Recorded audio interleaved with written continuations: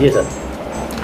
ગઈ તારીખ 19/1/25ના રોજ કડોદરા જીઆઈડીસી પોલીસ સ્ટેશન વિસ્તારમાં એક 4.5 વર્ષની બાળકીને તેની નજીકમાં જ રહેતો એક વ્યક્તિ જેનું નામ રાજુભાઈ સિરસાટ નાય પોતાની સાથે લઈ જઈ અને તે વ્યક્તિએ આ જે બાળકી છે એના ગુપ્ત ભાગમાં પોતાની આંગળી નાખીને ગુનો કરેલ, જે બાબતે બાળકીની માતા દ્વારા કડોદરા જીઆઈડીસી પોલીસ સ્ટેશનમાં ફરિયાદ આપતા તાત્કાલિક પોક્સો વિથ રેપની ફરિયાદ દાખલ કરવામાં આવેલ.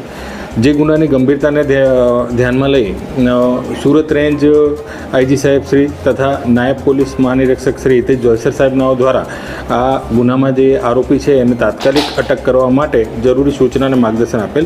જે આધારે બારડોલી ડિવિઝનના ડીવાયએસપી શ્રી HL રાઠોડ સાહેબની અધ્યક્ષસ્થાનમાં LCB, SOG, પેરોલ તથા કડોદરા જીઆઈડીસી પોલીસ સ્ટેશનની અલગ અલગ ટીમો બનાવવામાં આવેલ અને CCTV અને અન્ય હ્યુમન સોર્સિસના માધ્યમથી આ આરોપીને શોધી કાઢવા માટે જરૂરી પ્રયત્નો કરવામાં આવેલ.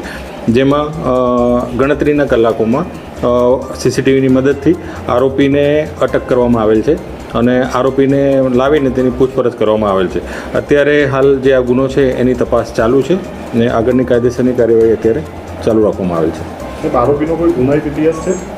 આરોપીને અટક કરવામાં આવેલ છે. અત્યારે આરોપી મૂળ અહીંનો નથી, મૂળ મહારાષ્ટ્રનો છે અને અહીંયા તો ઘણા ટાઈમથી એની બહેનની જોડે રહે છે. એ બાબતે અત્યારે તપાસ ચાલુ છે. એનો શું ઇતિહાસ છે એ આગળથી અગર તપાસમાં આવશે તો આપને જાણ કરવામાં આવશે. આરોપી જે છે એ બાળકીનું જે જ્યાં રમતી હતી જ્યાં ઘર છે ત્યાંથી નજીકમાં જ એનું ઘર છે, એટલે એ લગભગ 100-200 મીટરનું અંતર છે ત્યાં સુધી આ આરોપી એને લઈને ગયો હતો.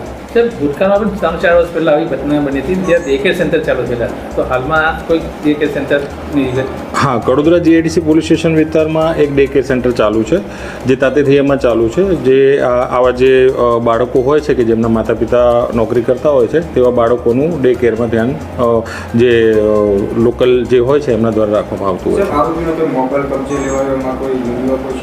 છે. એ હાલ અત્યારે તપાસ ચાલુ છે. આગળ કંઈ આવશે તો આપને જાણ કરવામાં આવશે.